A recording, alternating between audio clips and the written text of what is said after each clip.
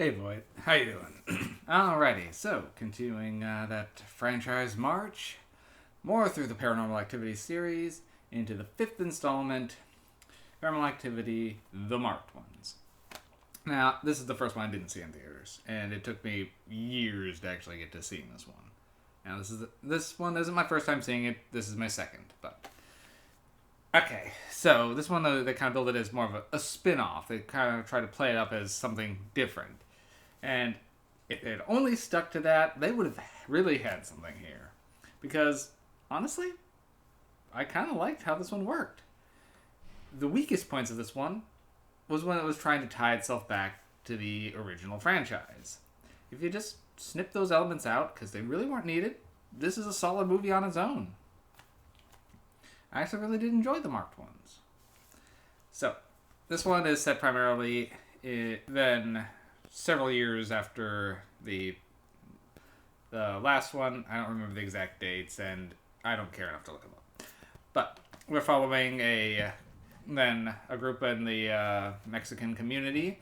Essentially, there's some strange happenings in their little apartment complex. Now, what I kind of like about this one is it doesn't do the same old formula of just night after night with the camera playing. This one's a lot more outgoing.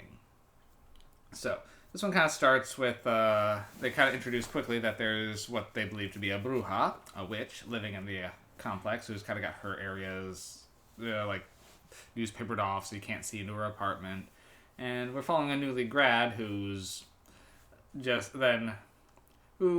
experimenting with, getting a camera because he saw someone have a cool camera. So both he's got one and his best friend each have a camera. So that's where a lot of the found footage aspect comes from in this one. It's mostly just them goofing off with the camera until something happens, and someone they know from school seems to kill the witch.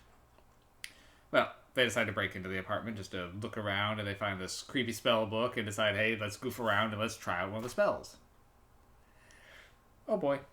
So, and in doing that, essentially, a demon starts following around our lead, and it does seem to be protecting him, but also he slowly seems to be getting more and more amoral, and giving in more and more to his darker impulses. So yeah, this film actually was kind of working for me. And then starts following his two friends as they're trying to save him, whether he wants to be saved or not. So 90% of this movie works pretty well. You get some cool cultural aspects. Of course, they add a gimmick, in this case being a GoPro. But they only really use it for like one or two scenes, and they don't really focus on it very much. They just have a cool thing where they're just kind of lowering it down to a vent. So, they don't abuse their gimmick. So, essentially, the way this one falls apart is in kind of the last act, when everything's like trying to reveal that this cult is the same cult that is tied in, which you get some cool back lore. If they just left it at that, it would have been fine, but they do some weird time travel-y bits, which put one of our leads, Hector, right into the action in one of the others in the original Paranormal Activity, which makes no goddamn sense.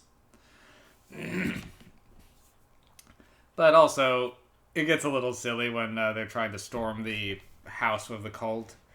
Essentially, there's some members of some Mexican gangs that the Hector and Marisol, can't even remember our lead's name, but I remember those two. They then have a connection to the boy who killed the witch's brother, who is heavy into the gangs, and so they go all together to go try to rescue our main character. But when they're pulling out like a shotgun and a submachine gun looking thing, and then like some cult members are running at them, they're just getting blown away. It looks kind of silly. Definitely kind of takes you out of the horror aspect of it, but overall the movie was working for me. This is actually probably one of the stronger entries in the series. I mean, I think I like 1 and 3 better, but this one for me is better than 2, leagues better than 4. It was solid. I'd give it a good 7 MacGuffins. The Marked Ones actually is probably one of the better entries in the series, and that's because it doesn't adhere too strongly to the formula or to the overarching plot. yeah, it shoehorns it in a bit. But if it just not done that, this would have been a solid movie on its own. It should have really stuck to its gun as being just a spin-off. Well, that's pretty much all I got to say on Paranormal Activity, the marked ones. I'll be wrapping up the original run of the series soon. I still haven't actually seen the most recent one, Next of Kin, but I don't know when I'll get to it, honestly. The series really has dropped in priorities in recent years for me, but I enjoyed the original run well enough. I'll probably see it at some point. Alright. See you soon, Void.